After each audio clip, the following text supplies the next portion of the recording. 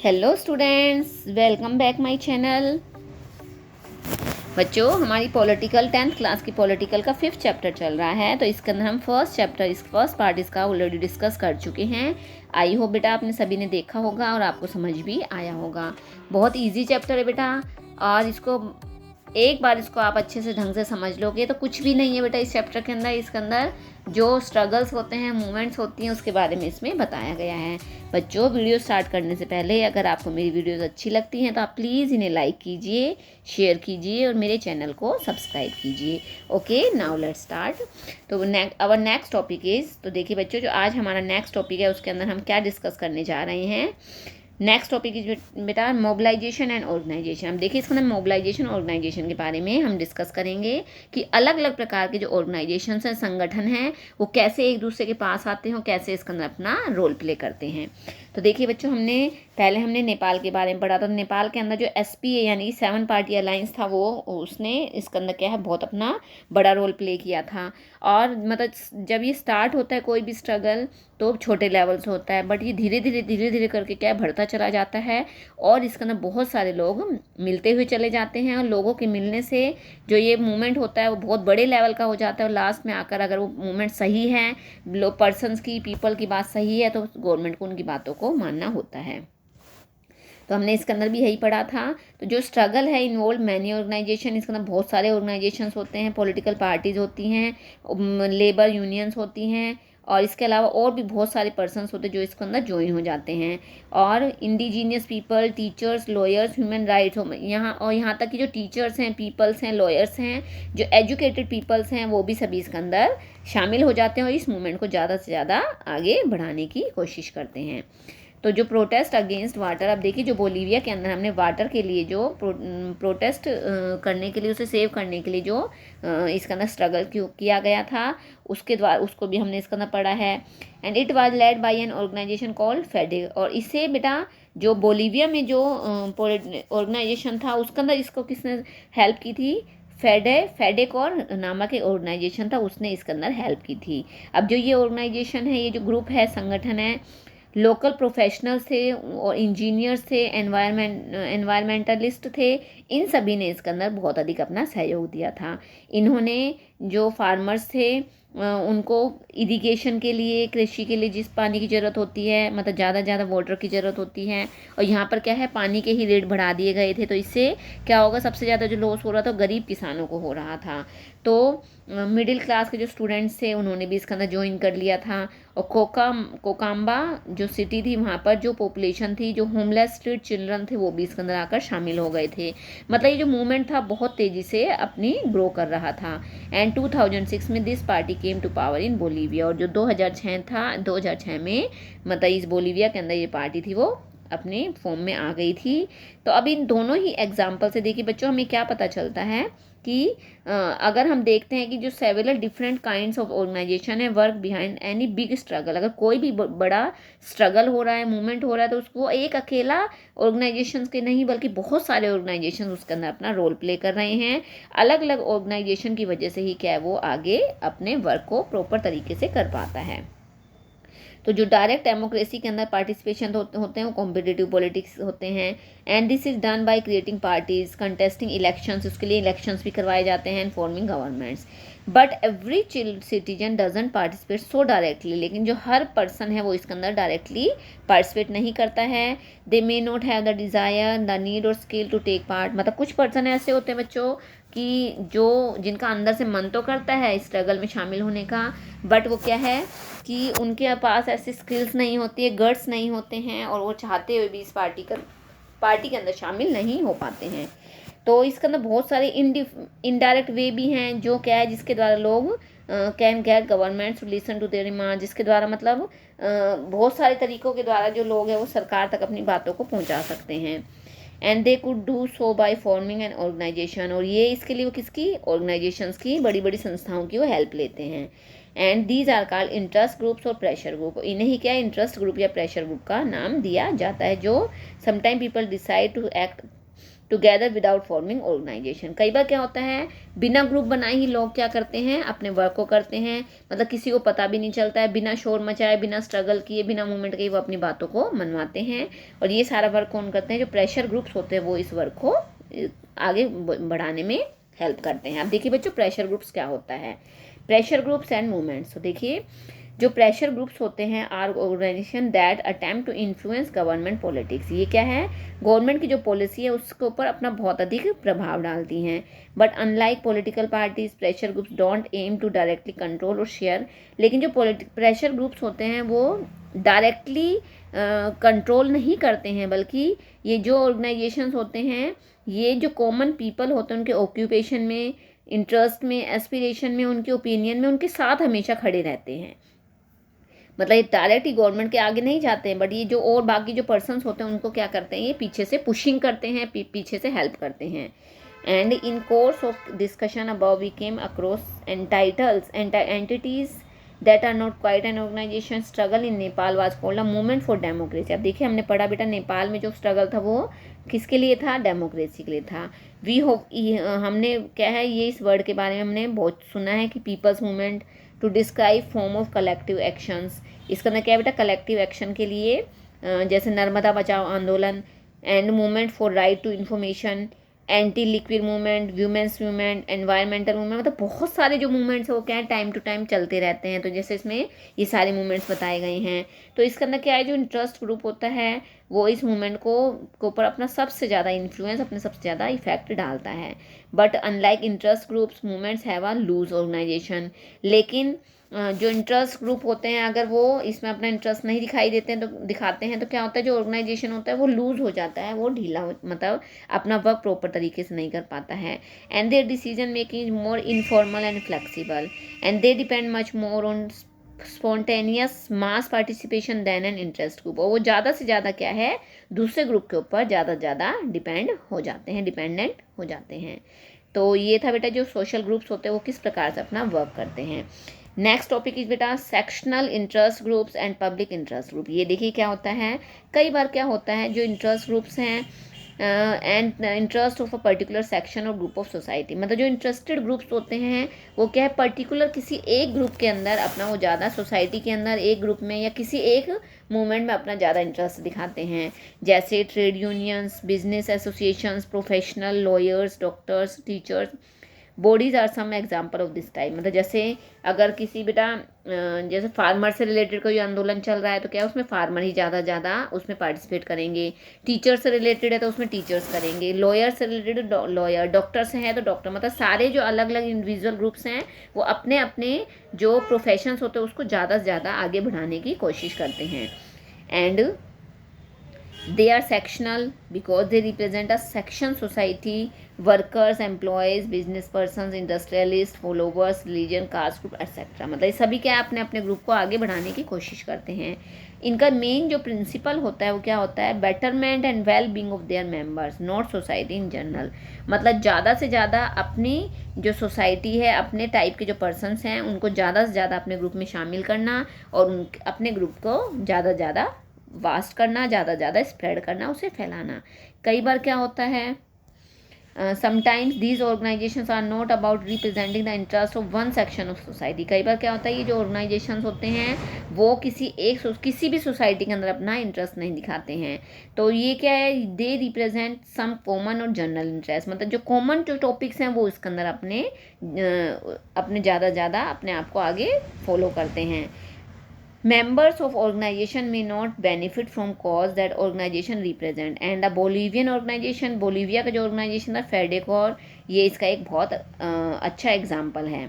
अब नेपाल के अगर हम एग्जाम्पल में देखते हैं, participation of human rights organisation, जिसके बारे में हम क्या बेटा 9th क्लास के अंदर हम ऑलरेडी डिस्कस कर चुके हैं, किसके अगेंस्ट, किसके थ्रू, नेपाल के through. These second type of groups are promotional group और पब्लिक इंटरेस्ट ग्रुप। इसे ही क्या प्रमोशनल या पब्लिक इंटरेस्ट ग्रुप कहा गया है। मतलब पब्लिक इंटरेस्ट ग्रुप क्या है बेटा, कि जो भी आंदोलन चल रहा है, डॉक्टर्स का है तो उसमें डॉक्टर शामिल होंगे, टीचर्स का है तो उसमें टीचर शामिल होंगे, फार्मर्स का है तो उसमें फार्मर होंगे। And they promote rather than selective good, their aim to help groups other than their own members. इनका मेन मोटो क्या होता है, अपने ग्रुप की हेल्प करना। एग्जाम्पल के लिए group fighting against bonded labour fights not for itself but for those who are suffering under the bondage. मतलब जैसे इसमें क्या है कि जो लेबर राइट्स फाइट्स के लिए, लेबर राइट्स के लिए जो आंदोलन चलाया गया था, तो उसके अंदर वो ये नहीं देखते कि हमारा फ़ायदा होगा, बल्कि वो इसको देखते कि इसके द्वारा अगर ये आगे गवर्नमेंट इसे मान लेती है तो इसके द्वारा कितने गरीब लोगों का ज़्यादा इसमें बेनिफिट हो रहा है। तो some instances the members of public interest group may undertake a activity that benefit them as well as other through। Example के लिए बाम सेफ। अब देखिए बच्चों, इसमें एक नया ग्रुप का नाम आया बाम सेफ। तो देखिए बाम सेफ क्या है, ये backward and minority communities employees federation, ये इसको शॉर्ट में कहा गया है BAMCEF. Is an organisation, ये एक ऐसा संगठन है largely made up of government employees that campaign against caste discrimination, जिसके अंदर जो कास्ट डिस्क्रिमिनेशन है उसको ख़त्म करने के लिए ये आंदोलन चलाया गया था। It addressed problems of its members who suffer discrimination. इसके अंदर बेटा जो लोग डिस्क्रिमिनेशन से पीड़ित थे उनको इस चीज़ से बाहर निकालने के लिए आंदोलन चलाया गया था। और इनका जो मेन प्रिंसिपल था वो क्या था कि समाज के अंदर जस्टिस, सोशल इक्वेलिटी लाई जाए ताकि जो हमारा समाज है वो ज़्यादा से ज़्यादा आगे बढ़ सके। अब देखिए एक वर्ड आया इसमें मूवमेंट ग्रुप। अब देखिए बच्चों मूवमेंट ग्रुप क्या होते हैं। अगर हम इंटरेस्ट ग्रुप के केस में देखते हैं तो groups involve with movements also include a very wide varieties, अलग अलग वेराइटीज़ बताई गई हैं। वेरियस एग्जाम्पल इसमें मेंशन किए गए हैं। Most of movements are issue specific, जितने भी मूवमेंट्स होते हैं उसके पीछे कोई ना कोई इशू होता है, बिना इशू के कोई भी मूवमेंट नहीं होता है। जैसे Nepalese movement for democracy arose with a specific objective of king's order that lead to suspension of, जो नेपाल में जो मूवमेंट हुआ था उसके अंदर क्या था बेटा, डेमोक्रेसी को फिर से गेन करना। भारत में नर्मदा बचाओ आंदोलन एक इसका बहुत अच्छा एग्जाम्पल है कि नर्मदा बचाओ यानी कि जो नर्मदा नदी है उसे सेव करने के लिए, बचाने के लिए आंदोलन चला था। और जो ये मूवमेंट है स्टार्टेड विद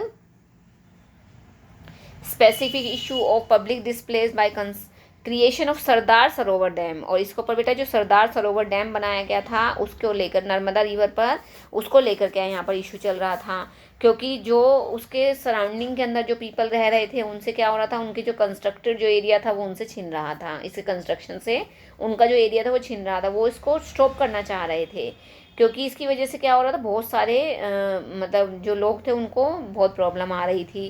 तो ये जो क्वेश्चन था वो सिर्फ नर्मदा बचाओ के लिए नहीं था, वो जितने भी बड़े बड़े डैम्स थे उन सभी के ऊपर क्या ये क्वेश्चन मार्क लग गया था। तो जो जितने भी मूवमेंट होते इस प्रकार के जो मूवमेंट थे have a clear leadership and some organisation but their active life is usually short. तो ये अलग अलग जो मूवमेंट्स थे उसके ऊपर क्या अलग अलग ऑर्गेनाइजेशंस अपना वर्क कर रहे थे। तो ये जो सिंगल इशू जो मूवमेंट था can be contrasted with movement that are long term and involve more than one issue। और जितने भी इशू होते हैं बेटा उनके पीछे कोई ना कोई, ज़्यादा नहीं तो एक इशू तो उसके पीछे हर मूवमेंट के पीछे होता है। Environmental movement and women's movement are example of such movements. और ये एनवायरमेंट और मूवमेंट वुमेन से रिलेटेड जो मूवमेंट है वो इसका एग्जाम्पल है। इसके अंदर केवल कोई एक सिंगल ऑर्गेनाइजेशन नहीं था बल्कि इसके पीछे और छोटे छोटे बहुत सारे जो ग्रुप्स थे वो इस पे पीछे वर्क कर रहे थे। जो एनवायरमेंटल मूवमेंट है ये एक ऐसा लेबल है जिसके अंदर ज़्यादा से ज़्यादा जो पीपल हैं, ऑर्गेनाइजेशन, वो इसके अंदर अपना पार्टिसिपेट करते हैं, क्योंकि जो एनवायरमेंट है वो सिर्फ किसी एक पर्सन का नहीं है, वो पूरे देश के लिए, पूरे संसार के लोगों के लिए है। तो इन सब के द्वारा क्या है, जो इंडिपेंडेंट लीडरशिप है और डिफरेंट जो व्यूज़ हैं उन सभी के बारे में हमें इसके अंदर पता चलता है। ओके बेटा, आगे देखिए इसमें ये सारी चीज़ें क्या इससे रिलेट करती हैं। अब इन सब चीज़ों क्या है, शेयर अ ब्रॉड ऑब्जेक्टिव, इन सभी के पीछे बहुत बड़ा उद्देश्य होता है। And have a similar approach, सभी की एक ही डिमांड होती है कि हमारी इन बातों को मान लिया जाए। इस प्रकार से that they are called a movement, इसलिए इन्हें एक मूवमेंट का नाम दिया जाता है। कई बार क्या होता है ये जो मूवमेंट्स होते हैं मतलब have a loose umbrella organisation as well, कि जैसे एक खुली छतरी होती है, अम्ब्रेला होता है, वो क्या है हवा चल रही है तो कहीं भी उड़ता चला जाएगा। सेम उसी प्रकार से क्या है ये मूवमेंट भी कई बार तो इतने बड़े बड़े हो जाते हैं इनका मतलब कहीं भी कोई अंत ही नहीं दिखाई देता है। For example national alliance for people's movement. अब देखिए जो नेशनल अलायंस पीपल के लिए जो मूवमेंट चलाया गया था ये एक ऐसा संगठन है, ये मतलब इसके अंदर छोटे छोटे बहुत सारे संगठन हैं, ऑर्गेनाइजेशंस हैं। And various movement group struggling on specific issues कुछ अलग अलग जो मूवमेंट्स होते हैं उसके लिए अलग से इश्यूज उठ जाते हैं। And large number of peoples movements in our country, हमारे इंडिया के अंदर, हमारे देश के अंदर जब कोई मूवमेंट होता है तो उसके अंदर बहुत सारे लोग धीरे धीरे करके शामिल हो जाते हैं। Pressure groups and movements exert influence on अब ये देखिए प्रेशर ग्रुप्स हैं वो हमारी पॉलिटिक्स के ऊपर कैसे इफेक्ट डालते हैं। तो ये ज़्यादा से ज़्यादा ट्राई करते हैं किस चीज़ की, कि जो लोगों को ज़्यादा से ज़्यादा सिंपैथी मिले, लोगों को अपनी साइड मिलाने की कोशिश करते हैं और ये अपने गोल को, अपने लक्ष्य को गेन करने की कोशिश करते हैं। And they often organise protest activity like strikes, और ये ज़्यादा से ज़्यादा क्या है, स्ट्राइक के द्वारा लोगों को, सरकार को डिस्ट्रैक्ट करने की कोशिश करते हैं ताकि जो सरकार है वो इनकी बातों को मान ले और इनकी सारी जो मूवमेंट है वो सफल हो जाएं, उनको आगे के लिए क्या है, उनको मतलब गवर्नमेंट की साइड से उन्हें यस हो जाए। एंड बिजनेस ग्रुप से ऑफन एम्प्लॉय प्रोफेशनल लोबिलिस्ट और स्पॉन्सर एक्सपेंसिव अब जो बिजनेस ग्रुप्स होते हैं वो क्या है बेटा, बड़ी बड़ी एडवर्टाइजमेंट के द्वारा, जैसे मीडिया के द्वारा, एडवर्टाइजमेंट के द्वारा गवर्नमेंट की जो ध्यान है, इंटेंशन, उसे अपनी तरफ खींचने की कोशिश करते हैं। एंड इस प्रकार से सब लोग क्या है, अपने अपने तरीके को अपनाकर अपने अपने तरीके से गवर्नमेंट को अपनी साइड, अपनी बातों को मनवाने के लिए कोशिश करते हैं। कई बार क्या होता है बेटा, in some instance the pressure groups are either formed or led by a leaders of political parties. कई बार क्या होता है, पॉलिटिकल पार्टीज़ ही इसके अंदर शामिल होती हैं। एंड जैसे एग्जांपल के लिए, most trade unions and students organisation in India either established by or affiliated to one or more other major politics. जितने भी हमारे इंडिया के अंदर जितने भी मूवमेंट्स हुए, उन सभी के पीछे क्या है, छोटी या बड़ी जो पार्टी थी, पॉलिटिकल पार्टी, उसका हाथ होता है। और जो पॉलिटिकल पार्टी के जो एक्टिविस्ट होते हैं, लीडर्स होते हैं, वही इसके अंदर क्या है, प्रेशर ग्रुप का वर्क करते हैं, प्रेशर ग्रुप के रूप में कार्य करते हैं। इसके अलावा समटाइम्स कई बार क्या होता है, political parties grow out of movements, political parties से बाहर निकल जाती हैं। जैसे Assam movement led by student, जो आसाम का जो मूवमेंट हुआ था वो स्टूडेंट्स के द्वारा चलाया गया था। एंड क्यों चलाया गया था, जो फॉरेनर्स थे उन्हें ख़त्म करने के लिए इस मूवमेंट को चलाया गया था, उन्हें मतलब बाहर निकालने के लिए। असम गाना परिषद, द रूट्स ऑफ ये, और ये क्या है, डीएमके और ये एआईडीएमके बेटा क्या है, ये तमिलनाडु की पार्टीज़ हैं और ये 1930 से 1940 के बीच में इन्होंने मूवमेंट चलाया था। कई बार कई केसेस के अंदर देखिए क्या होता है, most cases relationship between parties and people groups is not direct, मतलब इनके बीच में क्या डायरेक्टली भी लिंक नहीं होता है, ये इनडायरेक्टली भी क्या है इसके अंदर अपना वर्क करते हैं। मतलब वो सामने नहीं आते हैं बट पीछे से, जैसा अभी हमने पढ़ा था, पीछे से क्या है, वो पंपिंग करते रहते हैं ग्रुप्स को और उसके द्वारा क्या है, उस वर्क को, उस मूवमेंट को आगे फॉरवर्ड किया जाता है, आगे बढ़ाया जाता है। तो आगे नेक्स्ट हेडिंग बेटा, इज़ देयर इन्फ्लुएंस हेल्थी, क्या इससे मतलब कोई अच्छा रिजल्ट या मैसेज मिलता है। तो initially appear that not healthy for groups, मतलब अगर लास्ट में मतलब देखा जाए तो क्या इससे कोई मतलब बहुत अच्छा रिजल्ट नहीं निकलता है। Democracy must look after the interest of all, not just one section. जो डेमोक्रेसी है बेटा उसके अंदर सभी लोगों के इंटरेस्ट को देखा जाता है, केवल एक पर्सन के इंटरेस्ट को या एक पार्टी को देखकर नहीं, बल्कि जो भी डिसीजन होता है वो सब लोगों को ध्यान में रखकर लिया जाता है। Political parties have to face the people in elections, जो पॉलिटिकल पार्टीज़ होती हैं वो उन्हें इलेक्शन के समय में लोगों को फेस करना होता है। लेकिन ये जो ग्रुप्स होते हैं वो, उनके अंदर जो पीपल होते हैं वो not accountable in to the people, मतलब उसके अंदर बड़े बड़े ग्रुप्स होते हैं, उसके अंदर बहुत सारे पीपल उसमें शामिल होते हैं। प्रेशर ग्रुप्स होते हैं, मूवमेंट्स होते हैं, इन सभी के द्वारा क्या है, ये जो पीपल है उन्हें क्या करते हैं, सपोर्ट करते हैं, उसे ज़्यादा ज़्यादा आगे बढ़ाने की कोशिश करते हैं। And from the people sometimes pressure groups with small public support of money can hijack public discussion in favour of their narrow agenda, और मतलब क्या है, किसी भी तरीके से अपने बात को मनवाने की कोशिश करते हैं। तो लास्ट में क्या बच्चों क्या बताया गया, जो प्रेशर ग्रुप्स हैं, जितने भी मूवमेंट्स हैं हमारी डेमोक्रेसी के अंदर, वो सभी क्या एक दूसरे के ऊपर डिपेंड करते हैं। और जो प्रेशर ग्रुप्स होते हैं वो रूलर्स को क्या करते हैं, वो रूलर्स के लिए ना केवल अनहेल्दी होते हैं बल्कि कहीं ना कहीं क्या इसका जो रिजल्ट है वो कुछ नेगेटिव ही निकल कर आता है। And government can often come under the pressure group from a small group of rich and powerful, और जो गवर्नमेंट होती है उसे क्या है, रिच और पावरफुल जो पीपल होते हैं वो उसे अपने अंडर प्रेशर करने की कोशिश करती है। लेकिन जो सरकार होती है उसे सिर्फ एक रिच पीपल को देख कर नहीं, जो भी डिसीजन लेना है उसे पुअर और रिच दोनों को देख कर लेना होता है। क्योंकि we all are in democratic country, हम सभी क्या डेमोक्रेटिक कंट्री में रहते हैं, और डेमोक्रेटिक कंट्री के अंदर जो भी डिसीजन होता है वो एक पर्सन के थ्रू नहीं होता है, बल्कि सभी लोगों को ध्यान में रखकर लिया जाता है। And even the sectional interest group play a valuable role, और इसके अंदर जो इंटरेस्ट ग्रुप होता है वो भी बहुत इंपॉर्टेंट रोल प्ले करता है। No single one group can achieve, मतलब एक ही ग्रुप को सारी पावर नहीं दी जाती, बल्कि पूरे समाज को, पूरी सोसाइटी को, पूरे देश को ध्यान में रखकर कोई भी फैसला लिया जाता है। And if one group brings pressure on government to make policy in its favour, another will bring counter pressure not to make policies in the way first group desires. तो जो गवर्नमेंट होती है बच्चों, क्या है, सबकी बातों को सुनती है ध्यान से, here about what different sections of population want, और लास्ट में this led to a rough balance of power and accommodation of conflicting interest। और गवर्नमेंट की साइड से सबकी बातों को सुना जाता है, और लास्ट में जो सभी के हित के लिए वर्क होता है, सभी के हित में जो होता है, उस डिसीजन को, उस ऑर्डर को आगे प्ले किया जाता है, आगे निकाला जाता है। तो देखिए बच्चों, ये आज हमारा चैप्टर कंप्लीट हो गया है। बहुत इजी चैप्टर था बेटा, इसमें कुछ भी नहीं था। जो हमारे मतलब डेमोक्रेसी में, डेमोक्रेटिक कंट्री में जो मूवमेंट्स हैं, स्ट्रगल्स हैं, वो कैसे होते हैं, क्यों होते हैं, लास्ट में इन पे कैसा रिजल्ट निकलता है, उन सब के बारे में इसमें बताया गया है। तो बेटा आज आपका ये चैप्टर कंप्लीट हो गया है। आई होप आप सभी को समझ में आया होगा। फिर भी अगर आपको कोई भी डाउट रहता है तो आप मुझे कमेंट बॉक्स में लिखकर ज़रूर दोगे। ओके, थैंक यू बेटा। Have a nice day. Bye bye.